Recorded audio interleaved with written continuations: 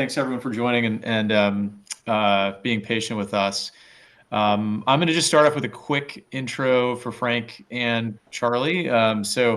Frank Kelly is the founder and managing partner of Fulcrum Macro Advisors LLC, a political risk advisory firm based in Washington, D.C. He began his career as a writer for Presidents Ronald Reagan and George H.W. Bush. Since then, he's held senior policy positions at the SEC, the DOJ, Deutsche Bank, Charles Schwab, and Merrill Lynch. Having worked as a senior executive on Wall Street for close to 30 years, as well as having served in senior government roles, Frank brings extensive global experience and insight into the public policy decision-making process and its impact on global markets.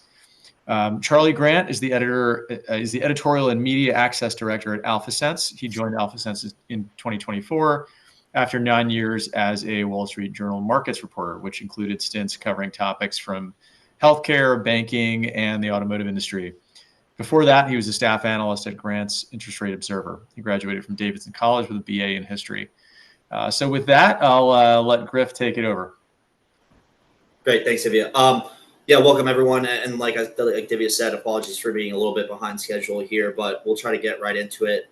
First off, I do want to thank our partners over at AlphaSense for partnering us together on this call today.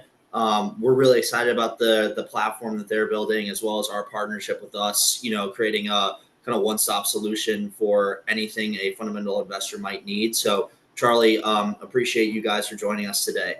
But and obviously super excited to be back with my good friend Frank Kelly.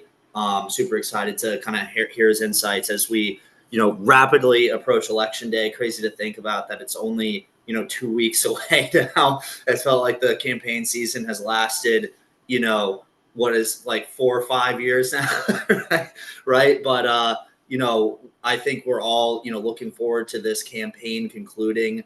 It's obviously been a very eventful one. But and looking forward to hearing, sort of Frank's insights on and sort of both sides of the policy equation in terms of what we might see out of either a Harris or a future Trump administration. So with that, Frank, I'd like to kind of kick this off with a little bit of a softball question for you. If you could just give, I'm sure everyone's kind of generally aware of how things are shaping up as we approach November 5th, but if you could just give us kind of a rundown of sort of what you're seeing out there in terms of, polling and sort of the consensus sort of makeup of how the presidency and how Congress might look after November 5th. I think that'd be a great way to start this off. Great. And great being back with you, Griffin, and everyone else. And again, it's apologies all on me. The IMF World Bank meetings in DC, and I got stuck in a traffic jam thinking I was going to be 20 minutes early, and I ended up being almost 20 minutes late. Look, there's a lot going on, right? You've got every member of the House of Representatives up, 435 members. You've got 1/3 of the U.S. Senate, 33 senators up. And of course, the White House. And then there's uncountable number of state legislative and gubernatorial races, which really matter because so much has devolved back to the state level. That's a whole nother podcast. I think where we are at this point, if I was a betting man, is I think we're probably a little bit over 50% odds that the House of Representatives flips control from Republicans to Dems, and mostly because of redistricting, which has taken place in New York, I think seat in North Carolina, Alabama, right? They're all 5 or 6, maybe 10 seats total. And the Republicans have less than a 5-seat majority. I think it's 3 in the House right now. It varies on who's still there and who's alive. It's been kind of weird watching that. So I think it's going to be hard for them to hold on. It's not impossible, but slightly over 50% chance the Democrats win control of them. Conversely, I think the Senate it's the complete opposite. There's 19 Democrats out of those 33 that are defending, and a bunch of them are in very red states, right? Senator Sherrod Brown in Ohio. I think if you fly over Ohio these days, it's like a neon sign at a pizza place. It's so red, right? Montana with John Tester, running for re-election. He's a very moderate Democrat, but that's a very red state. I mean, John Tester may be the only Democrat up there, and he's running against a former Navy SEAL who's very telegenic. So those 2 seats right there, Maryland has been a surprise. So I think it's going to be hard for Democrats to hold, and I would put it at 60% plus that Republicans win control of the Senate. The White House, wow, I feel like I'm walking through a house of mirrors trying to predict that one. It is, every day, every hour, there's a new poll or there's some new data point that contradicts the last one. I think that for this week, God only knows what happens next week. Maybe that's when the aliens come down from outer space and take control. Look, Trump's surging in a way. I think that surge is more of a recalibration, I would predict, because the Harris thing was so emotive and, yay, energy, all this energy. It's kind of recalibrated, and that energy or excitement, the sugar high is gone. Now we're sort of into World War I, the two sides, trench warfare, if you will, and they are fighting instead of for inches and yards. They're fighting for hundreds, even dozens of voters, as opposed to tens of thousands of voters, and very much focused on Pennsylvania, Wisconsin, and Michigan. Right. Well, I appreciate that overview, Frank. I mean, I think maybe a nice little corollary, question to that one. If you kind of talk about the divergence between what you're seeing in terms of like the raw polling data and sort of what's going on in betting markets, I think that'd be kind of interesting to hear about. I'm not sure if you're paying too much attention to that, but it seems like there is a pretty, significant delta between, those two in terms of predicting the upcoming election. Well, let me just throw out right up front, there was the Wall Street Journal piece this late last week talking about suggesting that maybe there is, I don't want to call it manipulation, but certainly a finger on the scale of the betting markets, in that there were 2 or 3 Republican entities that were heavy betting for Trump, and that may have diverged it. I think that's actually been an issue that nobody's really delved into in a big way previously, but I think that's one of the issues. But you also have the betting markets are operating now where, even though the Commodities Futures Trading Commission, CFTC, which regulates futures and derivative trading, and has oversight of one of these new sites, there's been a big battle over that in the last 2 or 3 months, and it's ended up in the courts, and it's allowed them to move. Look, the betting markets are what they are. People can, why do some people bet on, I don't know, the New York Jets, right? Sorry, Jets, but they're out there thinking it's Super Bowl bound, and it's not looking that way. And I would say the same thing for politics. I'm not saying that Trump's going to lose, but I don't find, and I've never relied on the betting markets. I think it's more the polling. But then moving to the polling and to that divergence, this is again just a weird polling year, and I'll go out there and just say I think it's a bad polling year. I don't know why we're seeing major polling, respected polling people doing the national poll still. Who cares? That's not going to be an election. Go New York Times, Siena, go spend your millions of dollars on Western Pennsylvania and tell me what the United Steelworkers are thinking and their spouses, right? Go into Michigan, micro focus, because that's going to be deciding this election. Yeah. Well, Frank, really appreciate that overview of sort of what's going on this really campaign trail. I'd like to turn things over to Charlie here, because I know he's got some, more specific, questions on sort of, potential policy ramifications. So Charlie, I'll turn things over to you, man. Yeah, thanks. I appreciate that. And Frank, I mean, what you were saying about the legislative outcomes, it seems that a reasonable possibility here is we will have some form of gridlock, regardless of how the White House race turns out. And from an investment point of view, I guess the big things investors have to consider are what policies are on offer from whoever wins the White House, but also what it takes to get these policies enacted. And so we've got, big sweeping changes. Harris wants to change the corporate tax rate, raise it a good bit. Trump is talking tariffs, max credit card interest rates, you name it. But how, at a high level, without getting too deep in the weeds on any one specific policy, how do you think through assigning a probability to these outcomes that are being talked about in terms, as an investor trying to make sense of what is coming down the pipe from a policy point of view in the next few years? I would say, of course, to the composition of Congress, and I think probably 60% plus that scenario of the House flipping to Republicans, the Senate flipping to Democrats. That means gridlock on tax reform. They're going to have to really grind this out. And that also means that we're not going to see massive shifts in painful ways, I would say, to sort of corporate taxes, to individual taxes.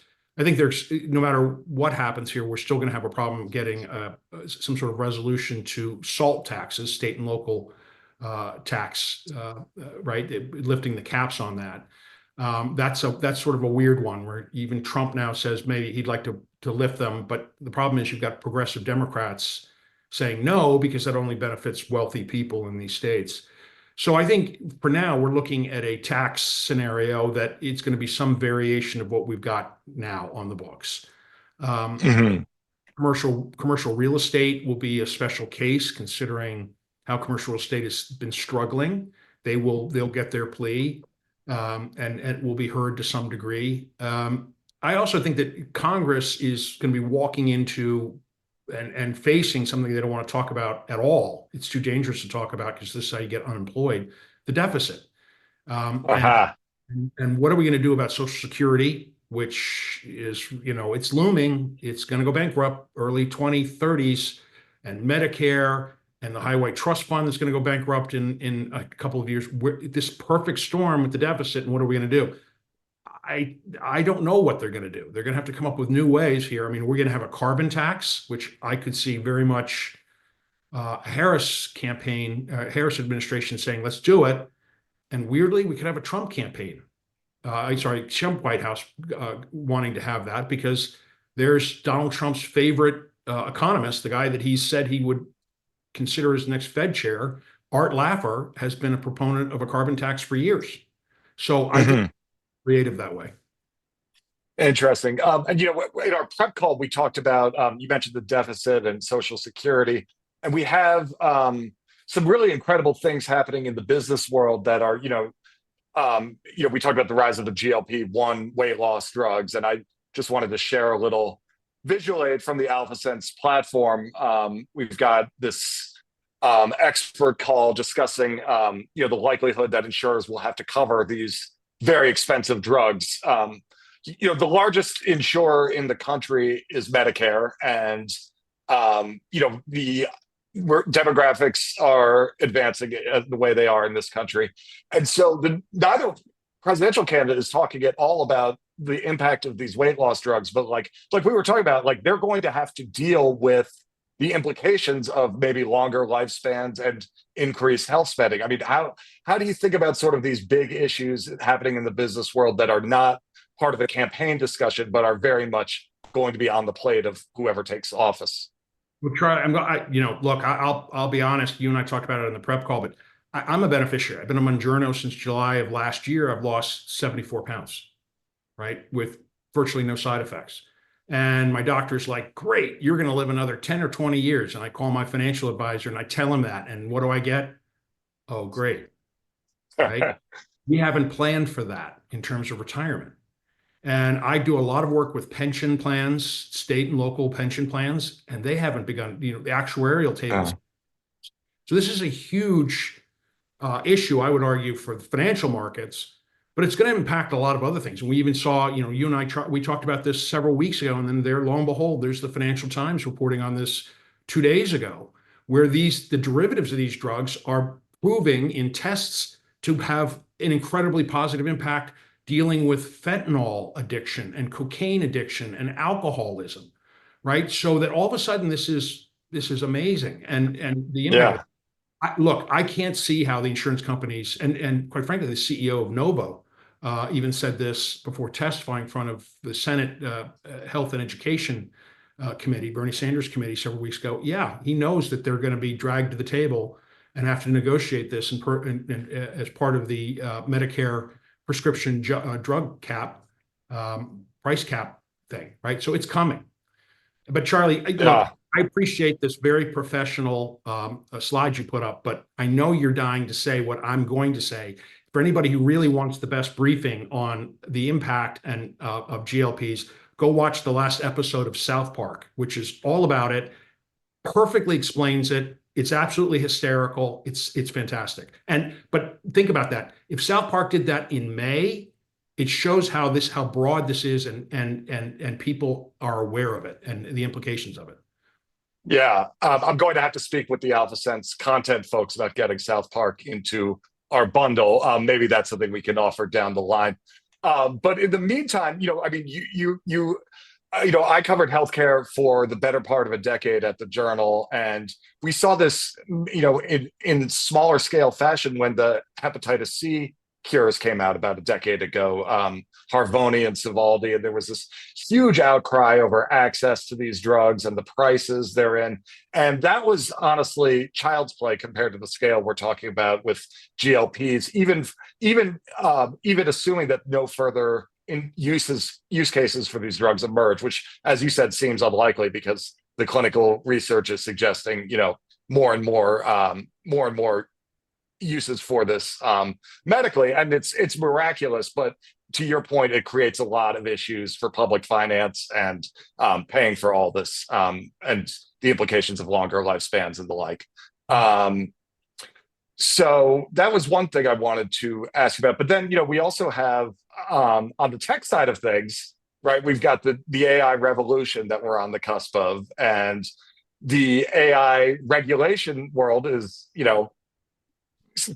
running behind, right? And so the next president is going to have to sort out. This is becoming a key focus of U.S. industry. It's becoming a source of geopolitical tension. What are your thoughts on AI at a high level? This is just the trend of the past couple of years, and you can see we've got about 500,000 corporate documents in the last 2 years that have been uploaded into AlphaSense with these search terms that appear, and the trajectory is not slowing down anytime soon. So this is front and center of the business world, and we're not hearing that much about it on the politics side. Yeah, we're not. And look, with all respect to Congress, any politician, even at the state and local level, it's a little hard for them to understand because they're usually dealing with crises, right? And I think we even talked about this bit in the prep. You're a congressman from Nebraska, and you're talking about wheat futures, and then the next minute you're talking about taxes overall, and then the next minute you get dragged into a conversation about nuclear weapon development, and then somebody comes to talk to you about AI, and then they're talking to you about crypto, and right, they are a million miles wide and about an inch deep, and most of the time it's the squeakiest, most pressing wheel that gets the attention. AI is just something that sounds really cool, but what is it again? Yes, I was hoping you would tell me. What is AI? Artificial intelligence, right? Oh, you're doing brain transplants. No, we're not doing it right. So I'd even lump this in with crypto, that Congress doesn't truly understand it. They're still learning, and it's going to take a while for them to come to some sort of agreement. They're trying, but we're not going to see something probably until mid or late next year in terms of guidelines legislatively. And by the way, who's going to regulate this, right? It's Department of Commerce, Department of Energy. But added to this, and I would argue that even more pressing to Congress, that is a part and parcel of this. Wait a minute, what? Microsoft's building their own nuclear power plant? Wait a minute, Google's doing that? Amazon? What's going on here, right? Why do they? Because of artificial intelligence. And didn't we address this in the Inflation Reduction Act or the infrastructure? Yeah, sort of, guys, but it's the private sector stepping in because the need is going to be so big, and it's so big right now. I think that's what's really fascinating. It's a private sector stepping in and doing a lot of this stuff and kind of now leading Congress in understanding and what they need to do to support and make sure that they, A, don't screw it up, and B, are supportive of it. Mm-hmm, mm-hmm. And to your point, I mean, the tech Silicon Valley leadership has become increasingly active in this election season, much more vocal than in past cycles, and they're pretty outspoken in favor of Donald Trump as a generalization. Are you hearing anything about behind the scenes about what regulation might look? Are there any plans on that end for AI regulation that maybe the press hasn't covered, or anything on that? And if not, if you haven't heard anything concrete, I mean, how do you imagine that shaking out, assuming that Silicon Valley gets their guy? I think one, that there's going to have to be some person put in the administration, whether it's Harris or Trump. You're in charge of AI. Who are the AIs? And again, I don't know if that's Secretary of Commerce, Secretary of Energy, or somebody different. Secondly, there has to be some sort of coordination, because I think one of the things that's confusing Congress is, wait a minute, how do we do this in concert with Europe? The EU wants to do something, and the UK wants to do something, and where are we going with Asia, and what's China doing on this? So there needs to be some sort of coordination on this overall to go. And I think it's basically, that's where we are.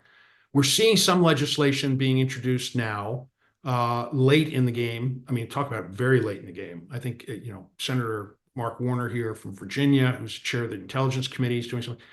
Those are kind of temporary guardrails pushing us in the right direction. But until there's some sort of coordinated effort on this, and I would also add, look, the energy piece of this, back to that. Yeah. And at the state level, because this is a huge, growing, huge strain on our electrical grids. And of course, that's not regulated at the federal level, that's the state level. And, Charlie, you and I were talking about this a bit as well. You go to Iowa, you go to some of these states where you never think about it, and they're not so much corn fields or wheat fields, they're just giant data center fields. I live from Loudon, Virginia, where you can drive for miles and they're nothing but data centers. Well, the electrical grid is struggling to keep up with that. How are we going to modernize that? And I think all the tech folks are in the ears of either Harris or Trump. This is how you make America great again. This is how you make us better, because both candidates actually are advocating for that, right? Reshore here. Let's have that tech boom. Let's propel the U.S. to the next generation, technologically wise, right? And be dominant in that way. But how are we going to do it? And I think that's really where you're getting a lot of these tech folks. And I'd point to someone like Elon Musk, and nobody's really talking about this. You can't tell me that Elon Musk is not in Trump's ear telling him this. And the same thing with tech people for Harris. Yeah. Well, I did cover Elon Musk for many years at the Journal, and I can, in defense of the press, it is rather hard to stay focused on a singular topic with that man. So those were some of the basic questions that I had, and I have more, unless Griffin wanted to jump back in here. I see he has returned on camera. Yeah, thanks, Charlie. Frank, to kind of expand on the energy question, right? What are you seeing from both campaigns in terms of, increasing our, power generation capabilities, whether that's coming through, obviously, Trump campaign, which is going to be biased towards more like fossil fuel solutions, whereas, Harris obviously going to be kind of continuing the Biden kind of administration trend of focusing on renewables, whatever that looks like. I'm not, entirely sure. And I think it would be kind of interesting to hear. I think one aspect I'm particularly keen to learn about from you, Frank, is if you're seeing any whispers or chatter from your, sources on the Hill that, that nuclear power will become a part of that equation. Obviously, we've seen a great amount of innovation in the space between the development of like small, modular reactors, and also, some, efforts by the admin over the last 4 years to keep existing nuke plants longer in terms of their service life, right? So I'd love for you to get a little, granular on nuclear, but I think your general thoughts on sort of, what both administrations might possibly do in terms of energy would be great to hear about. Well, yes, I think you're right. I mean, we'll see Harris go with what, or certainly stressed in the next 2 weeks, and probably for the next 6 months if she's elected. Yes, renewables, wind, solar, and that's great, and that's good. And the market understands what's entailed with that in terms of expectations. But I think, quite frankly, seeing that big tech has stepped forward with large investment firms. I mean, it's Microsoft and BlackRock doing a nuclear facility, right?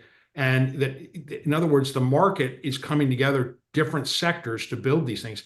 I think it becomes quickly, whoever's elected president is running to the forefront of the nuclear age. And I think suddenly that has the private sector stepping in like this has been a huge jumpstart to this. I have been asked by clients for years, what about nuclear power? What about nuclear power? And everybody seems to say, yeah, we need to do that, but nobody's really doing anything. And it got overlooked, not completely, but in the Inflation Reduction Act and the infrastructure bill. Again, it's the way everybody's like, this is carbon neutral, let's do this. But there's still an educational aspect of this, right? Because there's that element of not in my backyard, people being worried about that. I will tell you, you talk to older members of Congress and you start talking about this, and the full extent of the briefing they've had was watching the Jane Fonda movie of 3 Mile Island. What was that back at 30 years ago? Well, wait a minute, or 40 years ago, right? We're talking something, to your point, completely different, modular, smaller, much safer. So there's an educational element to this that is still needs to come into play, but I think they'll pick it up pretty quickly. Appreciate that.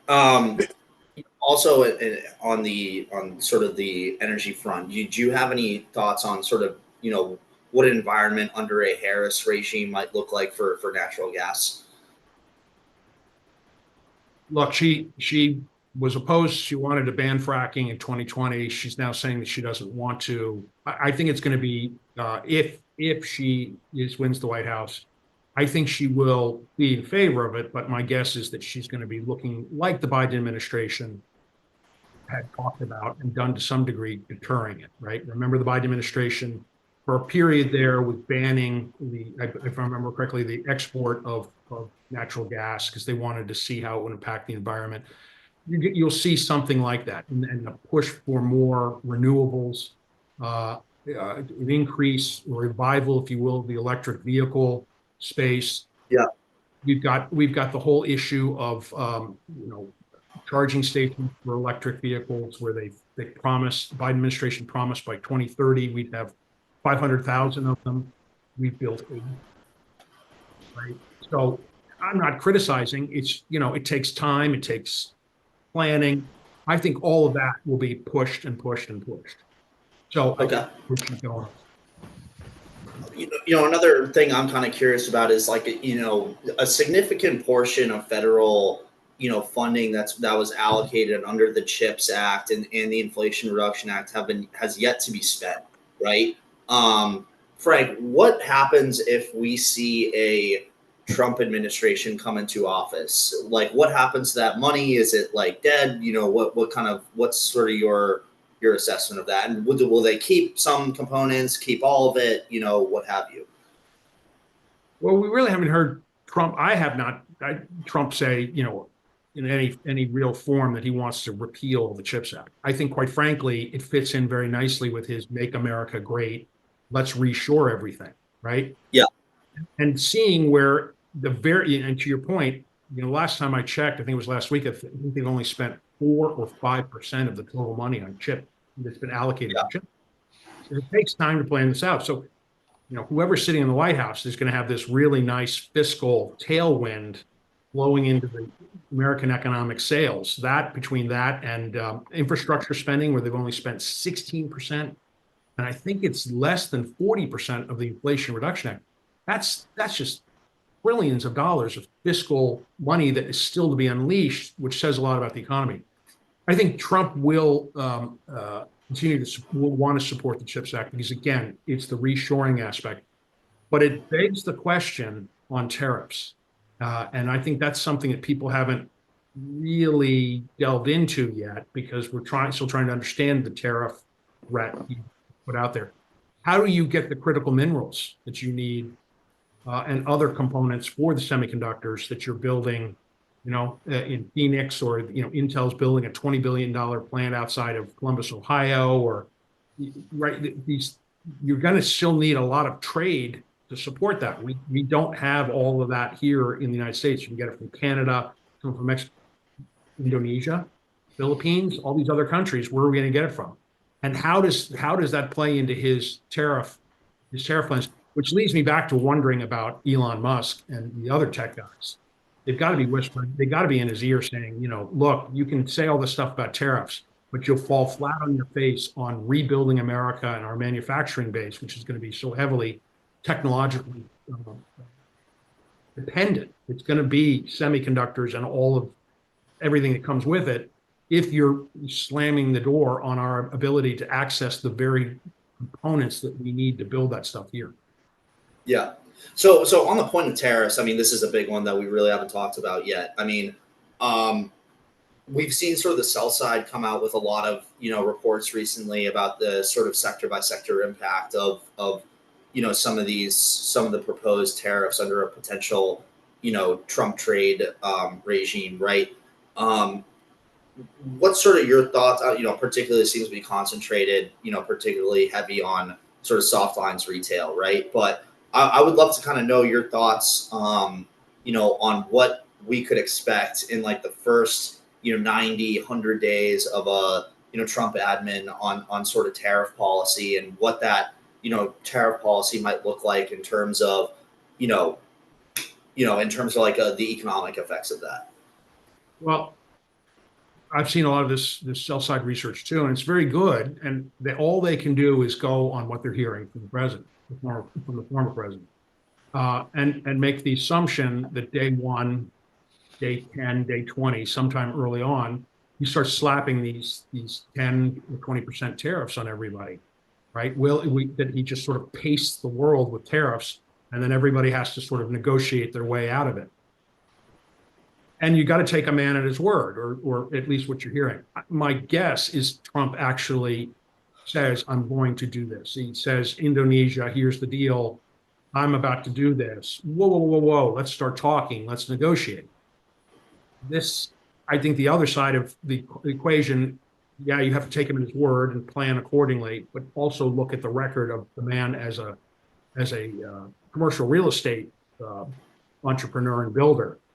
I guess if you went out and interviewed a bunch of the brick masons and plumbers he dealt with, there would be some variation of this as well, right? I'm going to do that. Oh, whoa. We can cut a deal. I really want to be able to, I want this business from you. So we'll have to see where that is. And of course, I think I'm a big believer that people are policies, personality, policies, personality. Who's Secretary of Treasury, right? A lot of speculation is going to be Robert Lighthizer, his former U.S. trade rep, who is extremely smart on trade policy. He sat in Congress as a staffer in the Senate Finance Committee as the top trade staffer, and then he went and practiced for years at a leading a law firm before he went. Is he going to be Secretary of Treasury, or is he Secretary of Commerce, which would be just equally as potent, if not more? That's going to be important to see who is executing any policy for Trump and advising him on how to execute. That's really hard to see at this point. Great. Charlie, do you have any sort of more questions for Frank on sort of the domestic, economic policy side of things before we kind of shift our focus towards, more foreign policy type stuff? Turning to another geopolitical hotspot, and one that might have a little bit more, tangible impact on sort of U.S. markets. I think it's more than fair to say that the relationship between the U.S. and China has significantly deteriorated over the last couple of years, right? What's your sort of assessment of how Xi and China are looking at things from an economic perspective in terms of their competition with the United States? What might that mean for U.S. investors? And, as you look at sort of China's economic path forward, it's a lot less, I think there's a lot less of a consensus bull estimate on it than it was, let's say like 4 or 5 years ago, right? What could that mean long term in terms of geopolitical tensions in sort of the Pacific? Well, it is fascinating since COVID, and it was sort of during COVID that China sort of hit that inflection point. It is no longer the largest country in the world. India surpassed them. They are going into that unbelievable rapid decline demographically. Griff, I may have mentioned this to you the other day. If you look at what the projections are in the median population size of China by 2100, right? This is the UN population and all the great demographers who have sort of, they will tell you they'll probably go from 1.5 billion where they are now to roughly 700 million. So you're Yeah. a 10-year-old kid in China today, you'll be 85 in 2100, and you're going to see your country literally be half the size that it is. Yeah. How do you plan for that economically? How do you, right? And it's aging. And how do you be competitive? So I think these are part and parcel of Xi's challenges. He's also dealing with the overcapacity. I saw a statistic the other day that there's an estimated 90 million housing units in China that'll never be lived in, apartments and homes. What? I mean, how did you get there? That means there's a lot of corruption. That means there's a lot of excess. How do you get rid of 90? What? So the internal struggle here is very important for U.S.-China relations, meaning the U.S. doesn't want to get in the position of being blamed for tipping China over, putting them in a worse situation. And I think if we look back on the Biden administration, one of his bigger foreign policy achievements was being able to convince President Xi to come to the APEC summit in San Francisco last November and be respectful to him and have that and I've talked to people who were actually there and part of the team, have that respectful but firm conversation. President Xi, we're not here to tip you guys over. We're not here to make things any worse. We're going to just keep competing with you, but we fully understand how bad things are internally. Because if they're this bad economically, they've got to be awfully bad socially. They've got to be really bad politically. And you don't see the reporting on it because censorship doesn't allow it, right? Right. The unemployment numbers are staggering. Then when you talk to people who really know what those real numbers are. So it's managing a wounded bear, right? Making sure that bear doesn't turn on you. Right.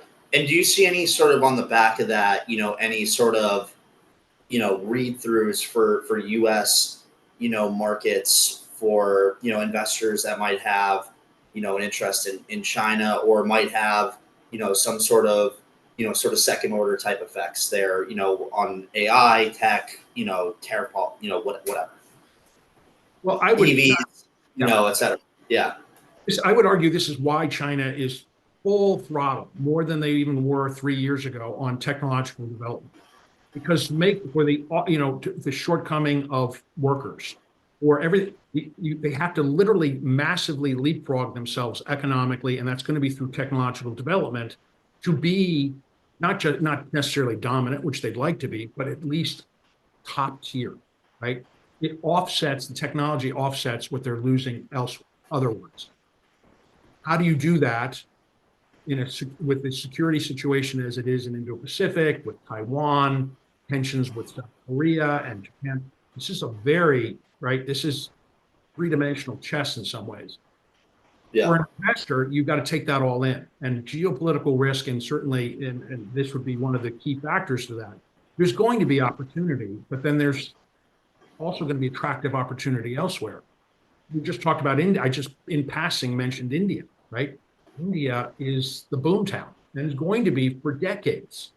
And I think, a clear inflection point of that was when you saw Apple open their big flagship store in New Delhi. They hadn't had one before. Now they're moving more manufacturing into India, and others are not completely abandoning China, but they're seeing great opportunity there. And they're also starting to see it in Vietnam and elsewhere.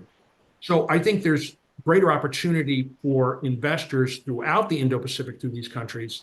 There's still some in China, but they're going to have to be very careful and fully understand not just the economics, but the internal, social, and political. And that's going to take some digging, and it's going to need expertise to get you there. Great. Before we kind of get into audience Q&A, Charlie, do you want to jump in at all? And do you have any sort of wrap-up questions for Frank here? Yeah, Frank, there's a lot of issues to worry about, as you've laid out quite eloquently for the past 45 minutes. But, if you look at the U.S. stock market, it doesn't seem especially worried about any of this. I mean, how do you square, all this uncertainty in the world that is very apparent with the sort of casual glide path that we see of the S&P 500 in the past, year or so? One, I think it is amazing how resilient the markets have been to geopolitical risk, right? There's just been every other week there's something happening and you think, oh my God, the market's going to drop 3%, and it doesn't. Awesome. One, the market has gotten smarter on geopolitical risk. It's become a big, important aspect, like credit risk or any other aspect of investing. Two, I think they're seeing the opportunities elsewhere. Like I've mentioned, there's sort of the chaos, and it's the chaos being, oh, here's what's going on in China and here's what's going on in Ukraine. But it's the calm that doesn't get the headline news. Yes. Vietnam, Philippines, India, right? Opportunities elsewhere in Latin America and even Africa. So there's, that's where I think the markets say it's not the end of the world. It's just a shifting world. Yeah. When I wrote articles about things that are calm, no one read them. So back in my media days. So go figure. Don't steal that. It's the Chaos and Calm. That'll be my first book's title. Better put the copyright. I'll read it. I will read it. So I think we can get into some audience Q&A here. If you do have any questions from our audience members, don't hesitate to either ping me or SumZero directly, or just put it in the main chat. You can be anonymous if you want to. We do have one, Frank. Do you foresee budget sequestration becoming a rising issue over the next 4 years due to deficit concerns? I don't think this is something that we've had, since the Obama era. Correct me if I'm wrong, Frank. So, would love to kind of get, your thoughts on this one. I could be dead wrong about that last statement, but, any sort of mandatory spending cuts, I think, some insights into that would be great. Griff, you may be a young man and I'm an old guy, but you've got great sense of history. Yeah, I don't think it's been since Obama that we've seen sequestration. And yeah, I think it's going to be on the table. But let me just talk about something potentially dealing with this that is non-consensus. I would argue, maybe I'm completely crazy and everybody can say, God, that guy was crazy. I think that Congress is quickly coming to the conclusion they can't solve the deficit problem. And there's some evidence of this, of people beginning to chatter, and there was even somebody's introduced legislation on this to create a commission, much like the military base closing commission, right? They couldn't figure out how to strategically close military bases in the US that were no longer needed post-Cold War. And those things were all little economic engines for states and congressional districts. So, Griff, thanks for suggesting closing one of my state. How about you, pal, right? It got pretty ugly. Right. They created this commission, and the commission had teeth. Whatever these experts came up and said, this is what we're going to do, then Congress had to vote up or down on. There's legislation, increasing chatter. We're going to have to punt this to some commission of eminent people who come up with this. What we're going to do on Social Security. This is what we're going to do on entitlements, right? Maybe this is what Jay Powell does when he leaves the Fed in 2026 because he knows he's not going to get reappointed. We should talk about that maybe. Yeah. And Congress votes on it. And then that's how Congress gets around. I didn't really want to do that in Social Security, but this is what the commission did, and I was going to be outvoted. And I have a feeling that's where these guys are going to go. Because other than that, figuring this out is just, it's impossible for them to do. So a BRAC for the deficit is essentially what you're saying. Where's Alan Simpson when you need him, I guess. Yeah. Another question. This one very, very specific on a single race. How do you view the Nebraska Senate race? Up for grabs this term. Do you think it's close? Can the Republican Fisher lose? What's sort of your thoughts on that one? If you have any, sort of any granular thoughts on that one. Right. This could be the real surprise for everybody. Is that Deb Fisher, a veteran, seemingly everybody thought very well liked in Nebraska, is in the race for life against an independent. And his name escapes me at this moment. And he's surging. Now Deb is fighting back, and the party is putting money in there to defend her. But Nebraska is sort of a wild card, right? They've also got that one particular district that tends to be more liberal, which could, the electoral vote that it represents could decide a tied electoral vote in the presidential. Here's my sense, though, and not being partisan, I think seeing that the independent has said that he is truly an independent and he won't caucus with either party. Well, that's admirable. That's great. That also means you get nothing done. right? Yeah. It's caucus with somebody. I mean, Bernie Sanders is an independent. He's a Socialist Party. That's his affiliation. Not only does he caucus with the Democrats, he's in the Democratic leadership. And I would argue, if you elect somebody like that, it ends up hurting the state because that person isn't affiliated with either, and he has to negotiate for everything. Right. And I think it saves Deb Fisher, but we'll see. We'll see. People are pretty angry out there. Yeah. Another sort of specific Senate race that I think a lot of people are paying attention to is Pennsylvania, right? We've got McCormick versus, incumbent Bob Casey. Cook Political just moved it to a toss-up the other day. Both candidates seem to be, fairly center of the road, shifting more towards the middle. Do you have any insights into that one as well? Yeah, well, I mean, Bob Casey's been a centrist Democrat probably since he was born because his father was that way. His late father was a very popular governor. He was a pro-life Democrat, one of the last pro-life big figures in the Democratic Party. And he's leaned that way as well. He's not as pro-life, quote unquote, as his father, but that has got him, helped him a lot along the way with social conservatives, particularly the very large Catholic vote in the state of Pennsylvania. McCormick's coming on strong and running a very smart campaign. And I've known McCormick since his days in the Treasury Department, under Secretary of Treasury, and it's a smart campaign. But we'll see, right?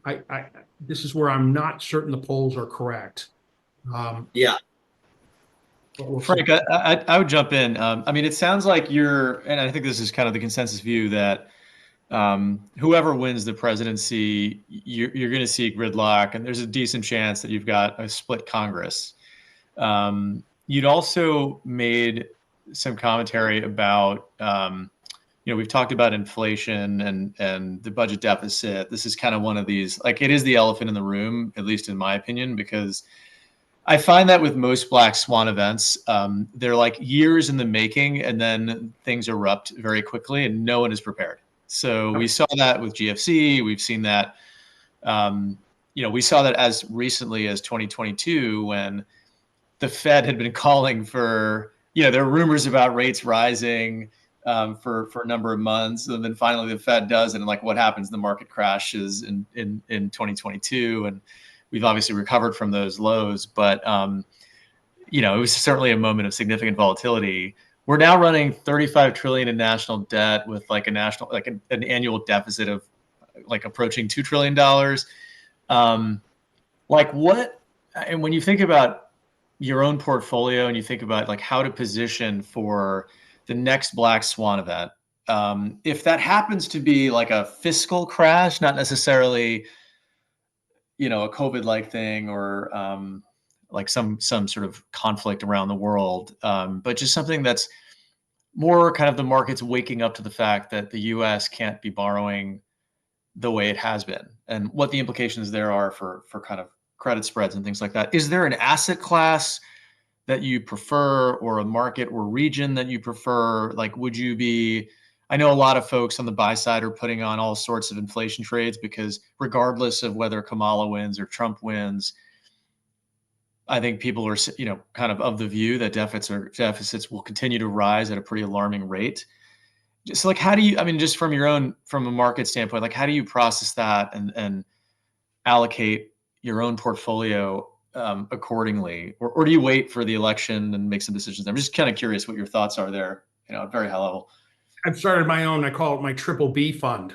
Bunkers, bullets, and beans. I'm ready for the apocalypse out back, right? I'm stacking up. No, I'm joking. You'd be surprised out there talking to a lot of folks that how many people think that something terrible is going to happen. It's like, okay, calm down. A lot of gloomers out there. Yeah, look, the deficit is, if there's a trigger point that may have been reached in Washington, they're beginning to understand it's a national security risk. We've got to transform the military, right, away from fighting land wars and deserts and to the Pacific, and defense spending's flatter down. We can't afford it, and we're having trouble servicing this. So I think there's an understanding finally in Congress. You can't keep putting this off. But the other thing that I think is beginning to happen here, and you talk about that black swan event, which kind of evident in front of your face, and then it suddenly happens. You think it's not going to happen immediately. I would point to, and everybody, laughs and snickers at this. There's a BRICS meeting taking place this week, right? These are 30 countries, of which the majority of them want to get away from the US dollar dominance because they're being sanctioned or for tariff reasons, and they're being encouraged by Russia and China. India, not so much, right? India is sort of playing it both ways, and thank goodness for that. Because I remember it was last year they wanted to establish their own BRICS currency, and it was India that vetoed it. And granted, what's the valuation of that BRICS currency? Probably nothing. But look, this is an agitation. It's not going away. There are these enemies out there who understand it's the war against the US is not necessarily won militarily, it's economically. And that we have got this giant Achilles heel called our deficit, right? And that the dollar is attacking the dollar's way. So does it happen now? Does it happen in 5 years? Does it happen in 10 years? I don't know, but something's agitating towards that point, and we have to address it, right? It seems like the argument that things are kind of bad in the US, but they're worse elsewhere, has been the prevailing argument for why people in the market should not be worried about anything imminent happening. But I don't know, I'm a pretty skeptical guy just by nature. And I think there are a lot of folks in the markets, especially in the bond markets, who tend to be pretty conservative, tend to be pretty skeptical, tend to be pretty focused on the downside. And if the overall sentiment were to shift about U.S. creditworthiness or the dollar, as you say, like that could be calamitous. And so it's like this thing in the back of my mind. It's like, as you said, it's in front of our faces. But again, how do you position for that? I mean, I know people who are they're out buying gold, Bitcoin, whatever. I mean, you see a lot of macro guys putting on trades like that. You've got folks buying tips. Do you have any thoughts on equities as an asset class kind of in the wake of this, or equities versus bonds? How do you think about that? Just curious.